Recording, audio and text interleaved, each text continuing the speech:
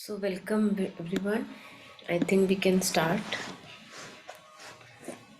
So, today we have two prayers which we can see if we want to take both of them or maybe just one of them.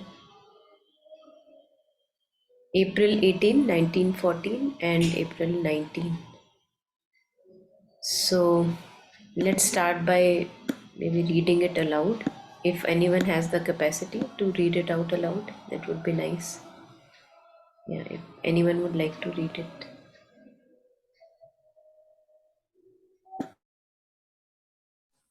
I could read it. Yesterday morning, the last veil was almost rent. The last stronghold of the blind and ignorant personality seemed to be on the point of yielding for the first time. On the point of yielding. For the first time, I thought I had understood what true impersonal service was. And the obstacle separating me from the integral realization seemed very fragile to me. And on the point of disappearing definitively. But the necessity of my outer duties tore me away from this beneficent and happy contemplation. And when I was obliged to return to the outer consciousness, the veil closed again, and now seems to me darker than ever. Why this fall into the inconscience of night after so great a light? O Lord, Lord, wilt thou not then let me escape at last from ignorance and become one with thee? Now that I have known and seen so well what the work upon the earth must be, could I not realize it? Am I then riveted to ignorance and illusion? Why this night after so great and pure a light? All my being is tense in a call of anguish. O Lord, take pity on me.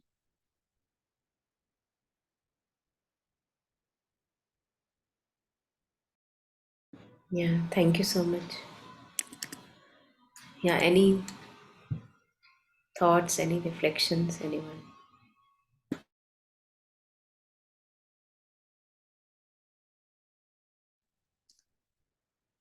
For me, it's amazing that even the mother could have these kinds of feelings, right? They're so relatable at a human level. And so at one side, there's this great compassion for this experience when she was having it for her, which I guess usually I've just thought of the mother as so big and so high up there that she would not need even such a thing as my compassion, but it's sweet to feel that in my heart for her, that even she had to go through this kind of struggle, even though in the samadhi, of course, it says, on that how much they struggled, or what mother's words are to Sri Aurobindo. It's still just to see it so clearly put here. And secondly, how reassuring, right? That even someone such as her had these kinds of dark nights of the soul, can one say, or darkness, which I can so relate to and that I go through, and how it can seem like from one day when you think, oh, I'm so much closer to them and I must be so much closer to my psychic than ever before, or at least some kind of psychic influence. And then the next day it feels like I've hit rock bottom and everything seems so crap and terrible. So that way it's so beautiful that she would have that kind of love to write so honestly and so vulnerably for us. Yeah. Yeah, thank you. Yes. Yes, Taru, you wanted to add on? Yeah, not really add on, but just one line I very strongly resonated was the last one. how when it's like the whole prayer and the whole life, no, just the last one, just take pity, pity on me, because if it's left to me, it feels impossible that any progress, any letting go, anything can happen, right? Like, because I don't know, the attraction towards, like it's described above, is, I don't know, it's sad, really. The blindness, the ignorance, the stickiness, the slippery slopes, the pace of the movement, or whatever. But just this, that, this one was like, oh wow, yes, please, please, please. Yeah, just on a lighter note and not wanted to share that.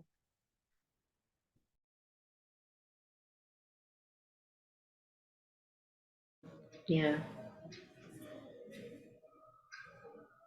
Yeah, anything from you, Sharda ji?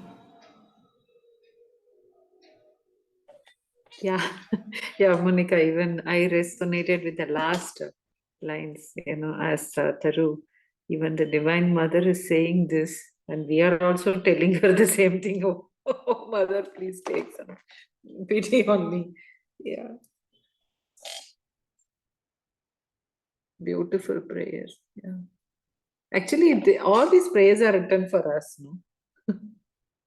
For making us understand. Only Mother has written all these.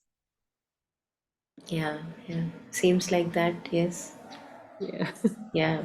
And I think again the question can be, why would the Divine Mother need to be in this state wherever she's writing from? But that's the very, what so far we understand is that she plunged into this human mortal frame and the ignorance of a human being so that she can show us the way forward, that it's possible. And we go through, as Swapna was sharing, that we do go through all these ups and downs and glimpses of light and purity, and then again a fall in the darkness. So we all go through that, and yet we have to keep walking on and on and on and further purifying. So yeah, I think prayers and meditations are just full of how truly, if we want this, communion with the divine, and if we want to give and offer our life fully to the divine, what can be the way? What are the struggles that keep coming on? So, Mother shows us the way. Yeah. Mm.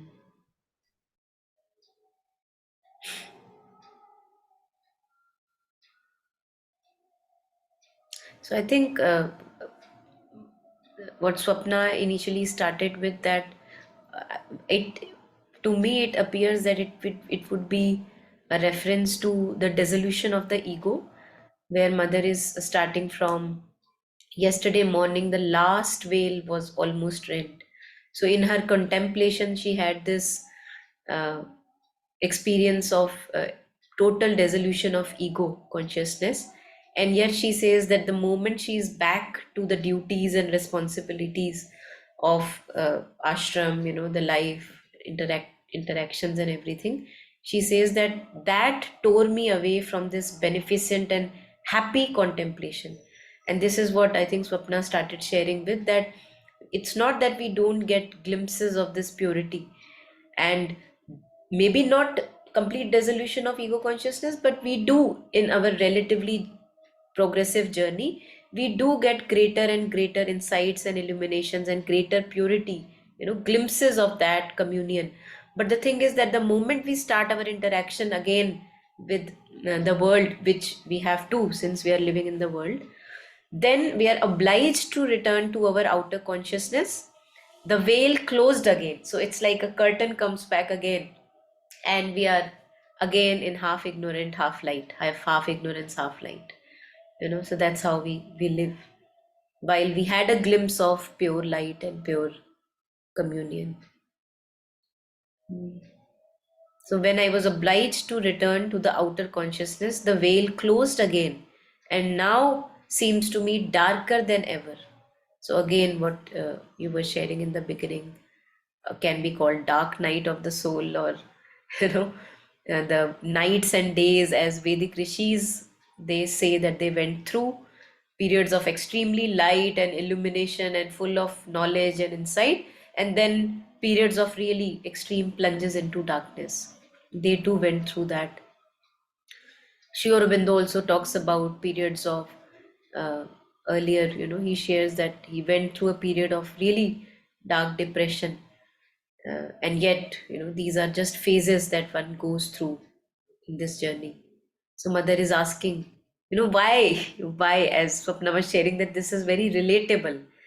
Why this fall into the inconscience of night after so great a light? And it's not that we can say that no, that was false, that light that I saw was false. No, that was also true, and yet this is also true. Because again, for greater and complete sovereign rule of divine, we have to go through all the pulls and ups and pulls and ups. So, O Lord, will thou not let me escape at last from ignorance and become one with thee? Now that I have known and seen so well what the work upon the earth must be, could I not realize it? Am I then riveted to ignorance and illusion? Why this night after so great and pure a light? All my being is tense and in a call of anguish. I think we can relate with that. O Lord, take pity on me.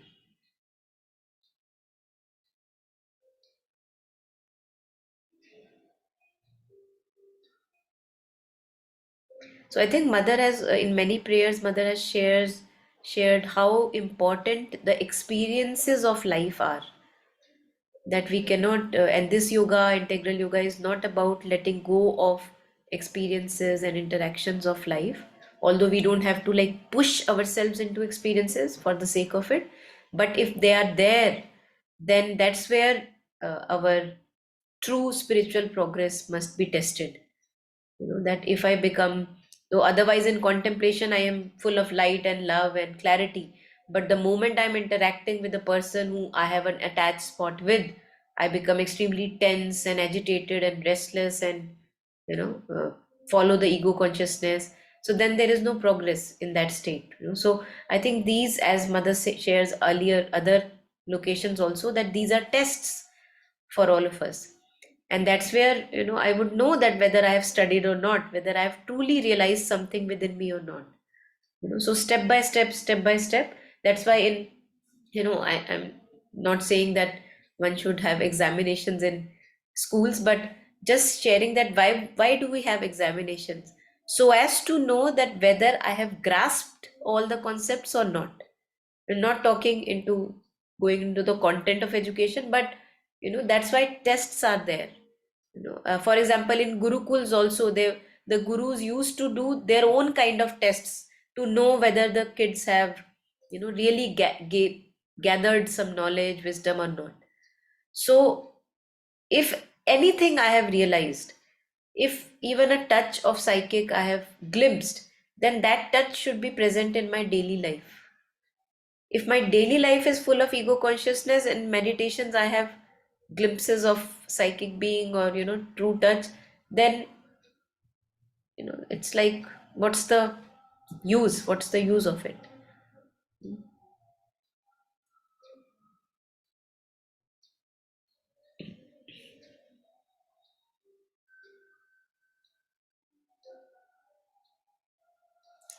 So the next pair also is almost in continuation with what we are reading right now. Yeah, if there is anything on this one we can take, or we can again come back to it. It's like we can keep jumping on and off. But yeah, that's also interesting. Yeah, anything here, anyone?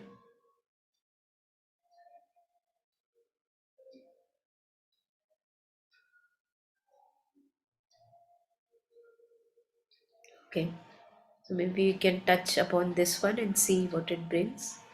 April 1914.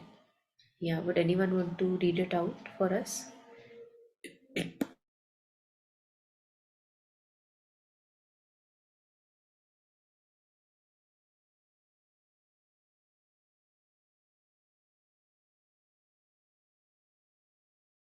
Yeah, Swapna, you want to go ahead with this one too? Sure. Yeah. April 19th, 1914. There is a great difference between being in the midst of active work, of external action, while keeping one's thought constantly fixed on thee, and entering into that perfect union with thee, which leads to what I have called absolute consciousness, true omniscience, knowledge. When one acts, though with the thought fixed on thee, one is like a blind man walking on the road with a sense of direction, but knowing nothing about the path he is following and how precisely one must walk so as to neglect nothing. In the other case, on the contrary, there is a clear vision in full light, the utilization of the least occasion, the plenitude of action, the maximum result. And if the first attitude is indispensable before acquiring the other, yet at no moment must one cease working, making an effort to attain perfect communion. But my heart is in peace, my thought free from impatience, and I entrust myself to thy will with the smiling confidence of a child. May thy peace reign over all.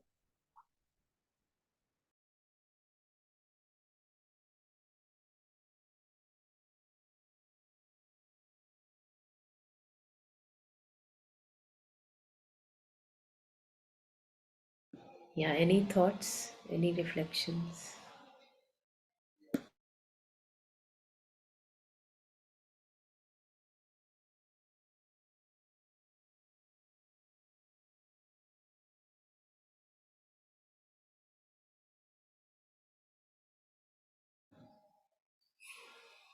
So I think this is where I find the connection from the previous prayer, that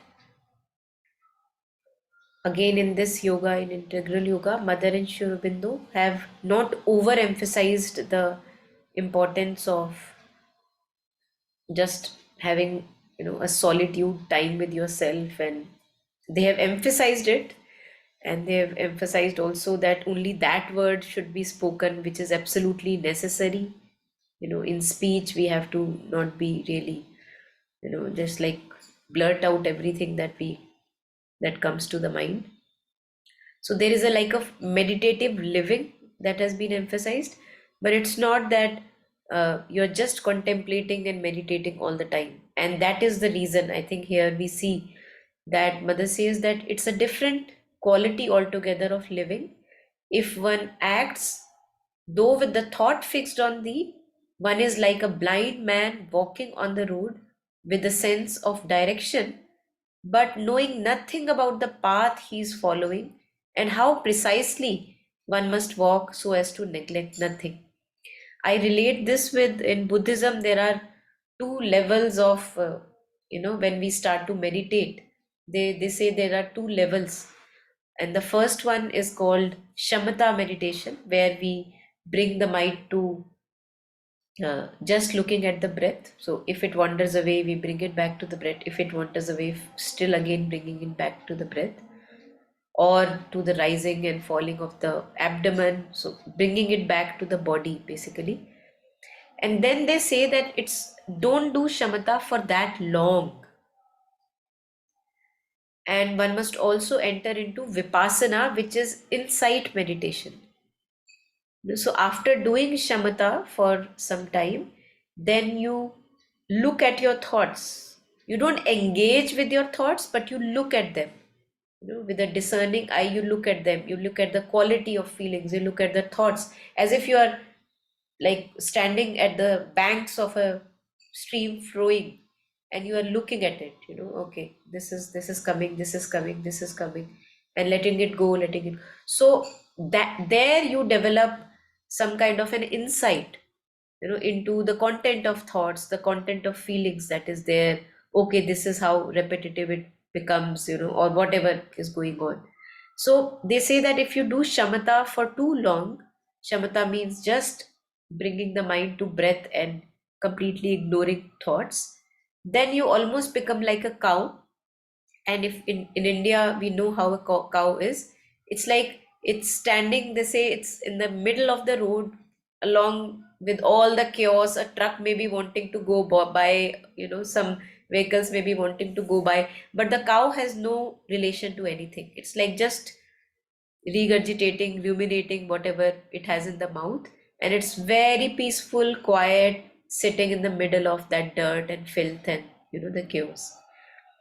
So that's not the purpose of meditation.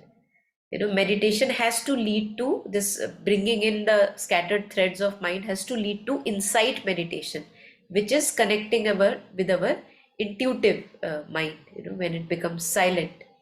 So I can, and I don't know the exact relation, but I can relate it there, that if one acts through, though with the thought fixed on the divine, one is like a blind man walking on the road with a sense of direction, but knowing nothing about, so no idea about the details, what is placed where, no idea about the aesthetics, just the mind is focused on the divine, right? So that mother is saying that it's okay, it's a necessary step. Later on she shares that it's a necessary step, so but knowing nothing about the path he is following and how precisely one must walk so as to neglect nothing. In the other case, on contrary, there is the clear vision in full light. Now mother comes to the first paragraph, the other case, that there is a great difference between being in the midst of active work, of external action, while keeping one's thought constantly fixed on thee, and entering into that perfect union with thee, which leads to what I have called absolute consciousness, true omniscience knowledge. So now mother talks about that in the other case, on the contrary, there is the clear vision in full light, the utilization of the least occasion. So any experience, day to day little experience of life is made use of for progress. Nothing is left, because you have not become a cow, just peaceful and quiet, and there is much more that you are looking, your discerning eyes looking towards. Utilization of the least occasion, the plenitude of action, the maximum result. And then mother connects the two. And if the first attitude is indispensable before acquiring the other, so mother talks about that, yes, there is a connection, we can't just bypass it. The first attitude, which is in gathering the threads of consciousness, is necessary. If the first attitude is indispensable before acquiring the other one, yet at no moment must one cease working. So in some other yogas, it's like, abstain from interaction, abstain from too much worldly, whatever, the activities, relationships, and all that. So here, it's not the case. Yet at no moment must one cease from working. And that also does not mean that I have to push myself into situations in the name of experience. I think we have to be clear about that. Making an effort to attain perfect communion, so that in the midst of all my interactions, I can yet be in a communion with the mother, act without any personal hidden agendas, motives, further and further go on purifying myself, because now I am conscious and I see the moment any hidden agenda comes, I see it, and it doesn't escape my eye, I see it, and then I choose to step back from it. That's how I attain slowly, in relative degrees, the perfect communion. But my heart is in peace, my thought free from impatience, and I entrust myself to thy will with the smiling confidence of a child. So I think this is our challenge. All of us face this every day, that how to offer our life, give our life to the mother, knowing that mother knows the best and she will be guiding, wherever I need to be, whatever I need to be, because many a times there is a want in us to become somebody, and that kills us. It makes us frustrated, that why am I not there? Why have I not reached that position, that situation? But what do I know? Maybe that's not for me. Mother knows the best. And that's why the heart can be in peace when this total trust is there in the mother, that mother knows the best. So entrusting myself to thy will with the smiling confidence of a child, just like little children are, little ones, not the grown up ones, because as they grow up, the things are different then. But little children, they're completely just fully, uh, they have no other option but to abide by with their mother. They're fully dependent upon the mother, and they know that the mother knows the best. They may not say it, they may not admit it, because that mental capacity is not developed, but there is a knowing that if I need something, I have to go to the mother. You know, if I need something, mother will give me, mother knows. So as adults, I think we lose, because of our education or too much mental doubt and confusion, we lose this trust in the divine mother. We lose the connection with the divine mother, because from everywhere there is just doubt coming, confusion coming. People are asking, oh, but aren't you caring about that? Don't you worry about that? People keep on bombarding us with things, and we keep on taking it in. So this is what we have to unlearn. What has been given to us, all the doubts, confusions, the anxiety about uncertainty of life, all that has been, really, it has been given to us from all sides. And that is why we have to unlearn all that, so that we know that I have given my life to the mother. Mother knows the best. If that has not come to me, it was not meant for me. If something has come to me, it must be meant for me. I have to go through this experience. So that kind of full, solid, unshakable faith, if we can cultivate, because it has to be cultivated, it's not by default there with most of us, then things really become, at least the heart is peaceful. Outer agitations may be there, upheavals may be there, but the heart knows that I know that I can't make sense of what is happening, but I know that the mother knows. So that trust is there, and soon I will know in future why mother wanted me to go through this or anything else. So there is a certitude in the heart, which makes the heart peaceful. Heart is unpeaceful only when we think that, what if this is not given to me? What if? So then heart becomes anxious, because we have become too rigid and solid with our getting something, but or losing something, could be any other way. But when we know that whatever we are going through, mother wants me to go through this, and I will be guided. Now that I have offered more and more my life to the mother, I will be guided through all the right things. Then there is no point to be in non-peace. And yet the action is going on. It's not like we become dull and like a cow, because every time we are making actions, we are choosing in our mind. Why I am in a certain place today is because I made my choices. So, not to say that now I will not make any choices, but now I will make choices more in light and consciousness, not because of my hidden agendas and motives. So, consulting, keep consulting the mother within us all the time, which I'm sure all of us can do. It's a birthright we have. And the same peace that the mother feels in her heart, as in every prayer, she distributes it with everyone. That's what we see in Buddhism also, how they dedicate the merit. Buddhist people, how they keep dedicating the merit to all the sentient beings. So now she is feeling peace in her heart and thought free from impatience, and she says, may thy peace reign over all. This peace that I feel in my heart, may everyone be in that certitude that if we are the child and children of the divine knows better than us. Yeah.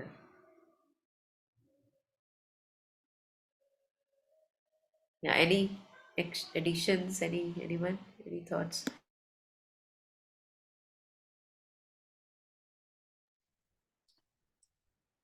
Yeah, thank you, Monica. That's beautiful. And another layer to it, I noticed for myself recently, or actually even yesterday, I noticed like this work. Of course, it's the outer work, one's job, or what one does for others, or in the home, or wherever one is. And I found like it also applies to the inner work in terms of diligence, of staying completely aware where one's attention is. In the sense, I have this experience, like linking it to the last prayer, of feeling like, oh my gosh, mother's gone away, the divine's gone, what's happened? I feel so bare or so frightened, so much anxiety. And then I noticed, looking at it and really contemplating it, and using another tool that I find so beneficial, which is the work of Byron Katie, that it was that had left her, in the sense my attention had gone following all the thoughts that make me doubt, and just like running with them.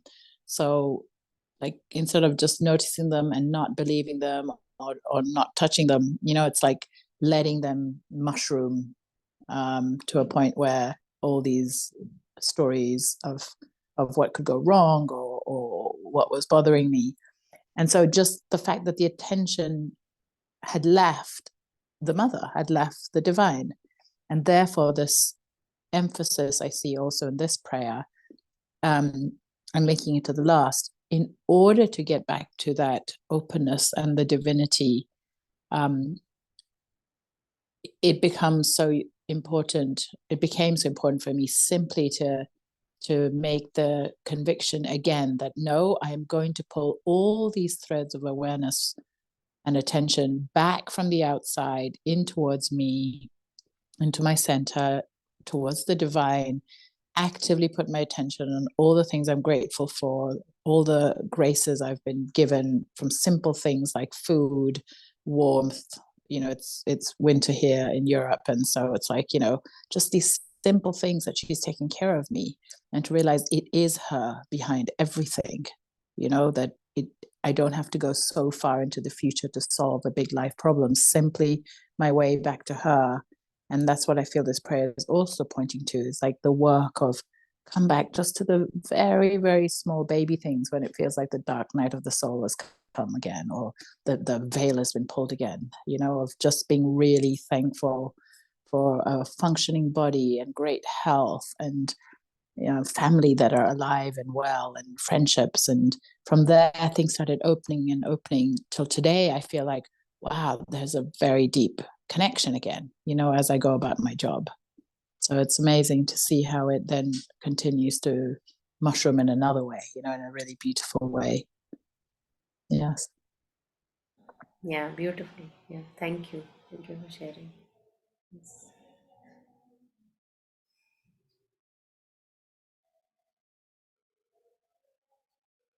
Yeah. Anything else? Anyone?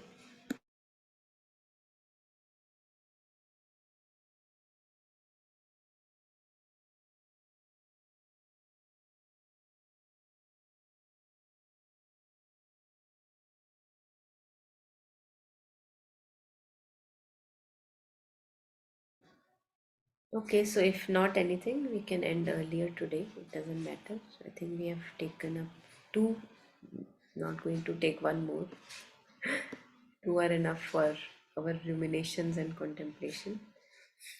And even if we can, like in Buddhist verses, even if we are able to reflect upon and imbibe half a verse of those, masters, that's enough for a lifetime. So even if we can take any one line which we connected with, then that would be really enough to practice. Yeah.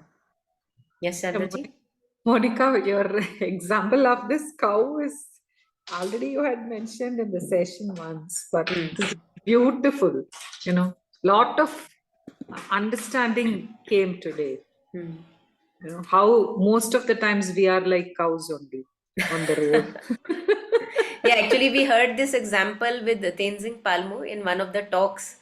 She Okay. very beautifully, I share if I get to that. I think Taru may know which one exactly it is. So we'll share exactly, and it's good to hear her Yeah. directly talking about that.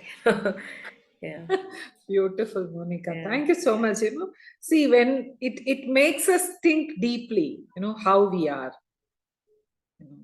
We do not really know in what state of mind we are. We do not know what we are doing.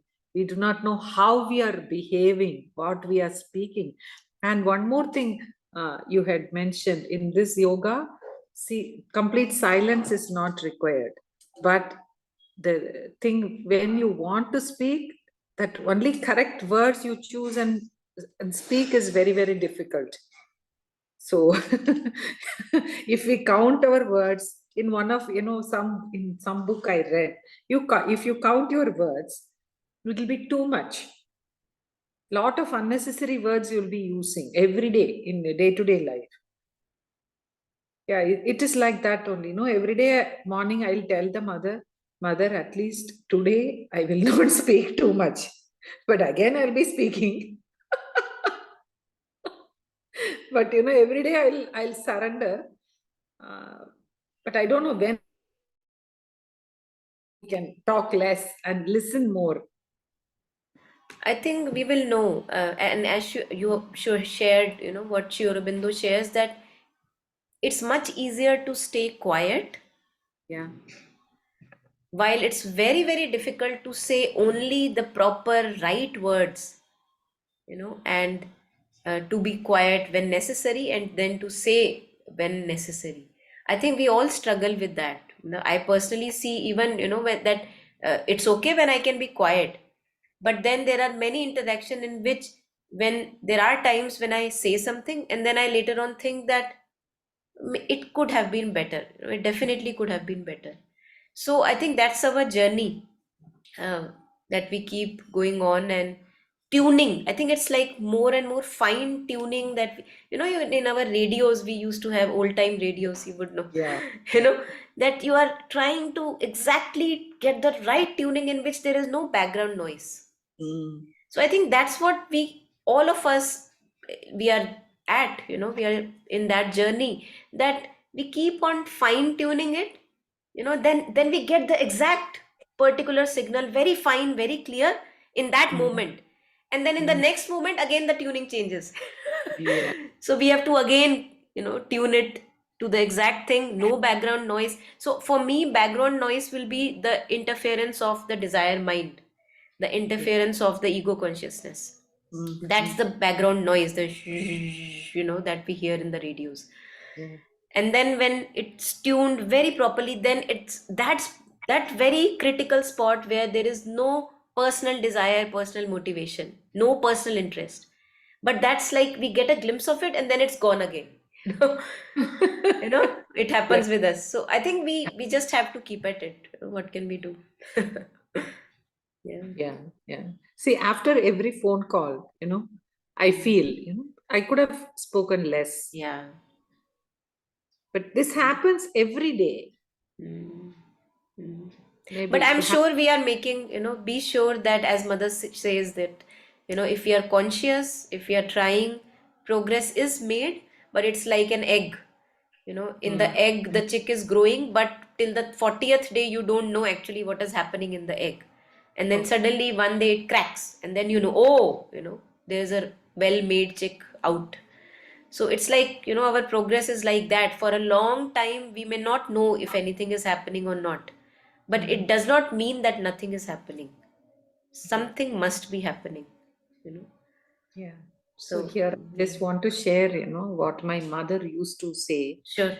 like the poet, who writes beautiful poems, selecting all nice, beautiful words. So like that we should speak.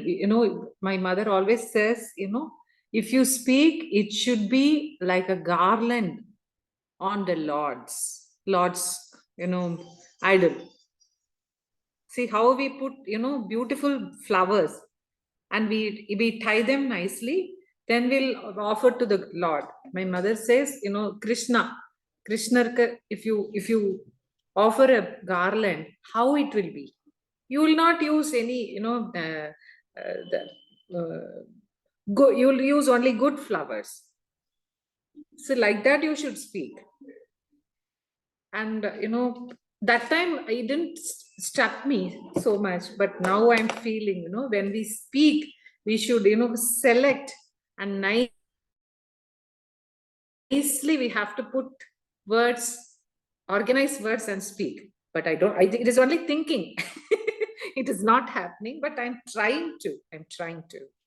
I think it's okay to start with the thinking level, Yeah. and this is so beautiful. I mean, you have the blessings of your own, mother, with all this wisdom. Yeah. And it just tells us that there is an art in everything, art in speaking, the art in walking, the art of day-to-day activities, and there is no end to this perfection that we are at. So the beautiful example that you shared, that it should be like a garland we are putting for the divine. Yeah, beautiful. Yeah. But when you said, this yoga is not rejecting anything, but everything should be there. If we have to speak, we have to speak. If we Yeah. have to stop, we have to stop. Yeah. But the thing is, when we open our mouth, it is like, pouring like ocean. It will start. Yeah. That is the problem. It's like, it's easier to not touch the gold at all, Yeah. because you think that, oh, gold will make me dirty, gold is not for me. But then to keep holding gold if it's necessary, with totally a pure mind, like a trustee of the divine, as mother says, like if you're holding money, having no interest in that money that you're holding. Yeah. I think that's what we have to learn, the art of non-stickiness. Yeah. Huh? Beautiful. Yeah, we'll come to it, all of us. Yeah. Thank you for Thank sharing. you. Beautiful. Yeah. So Snehi is asking of our personal favorite meditation or prayer. Anyone, let's all share. I think it's a good prompt. Thank you, Snehi. Would anyone want to share their personal favorite prayer? One by one, we can share, if there is any. Prayer from prayers and meditation. Or... Yes, yes.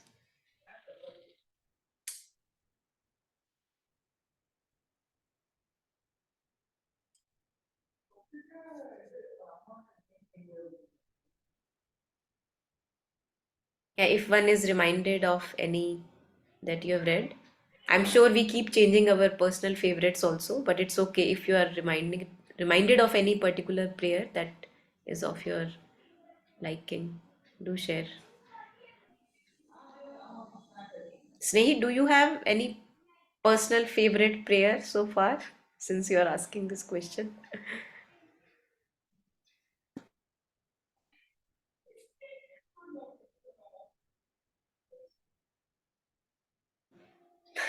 Okay. Yeah. We have so much, but when asked, it is Yeah. not coming. Yeah. Yeah. Yeah, I think many prayers are really, really very powerful and beautiful. And whenever we read one single prayer, we think, oh, this is our favorite. Ah. Then we move to next one, but then we say, this is our favorite. Yes. Yeah. It's an ocean of favorite prayers that we have. Yeah. Yeah. But one, Recently, yeah, please. last week's prayer, I Hmm. was really touched with. Yeah. But I don't remember the day. Yeah. The day. last week's was really good. Yes. Like yes. that every week, this week also was somewhat. Yeah.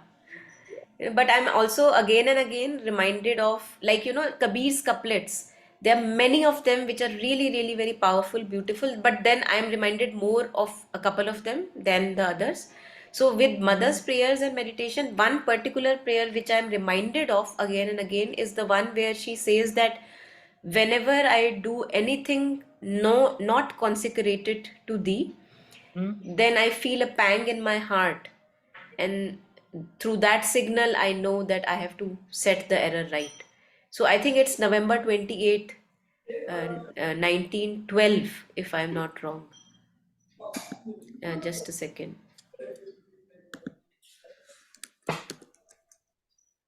Yeah, this one. Sorry, November 2. I am just putting it in front. This one. So I personally like this one a lot, which keeps coming again and again. It's like a torchlight. Like every prayer is a torchlight. So this is my light on the path. Here she says, how many times a day I still act without my action being consecrated to thee. I at once become aware of it by an indefinable uneasiness, which is translated in the sensibility of my body by a pang in my heart. So, this is how we were talking of this tuning that we have to do. This is how we know that the tuning is not right, when we feel that unease, something I said which should not have been said, something I did which should not have been done. So, you feel that pang in the heart, and then you can set the error right. And then she shares how to set the error right. So this is November 2, 1912, and it's translated by Sri Aurobindo himself. So that's why the star. Beautiful. Yeah. So when Meera was small, we used to have a game, like before eating food, everybody should offer. So sometimes we'll offer, sometimes we'll just start eating. So after 2 3 times, after starts eating, she will ask, Amma, did you pounce on food? So sometimes I will ask her, yes, I pounced. Did you? Yes, I also. So this used to be a game when she was small. So it took lot of time for us to offer food, then eat. Beautiful. It is like that, no? Yeah. Good to have such games. Yeah. Yeah. Yeah. So how many times, how many meal we are offering? Yeah. So we used to count, but so many times we'll not offer. After eating only we'll remember the mother. Mm. Mm. Mm. Yeah, this reminded me of that. Beautiful. Yes. Great. So thank you, everyone. Thank you for joining. Yeah. Happy practice. Thank you so much. Thank you Thank so you. much. Beautiful session. Yeah. Thank you. Okay, Bye-bye. bye. Bye. Bye.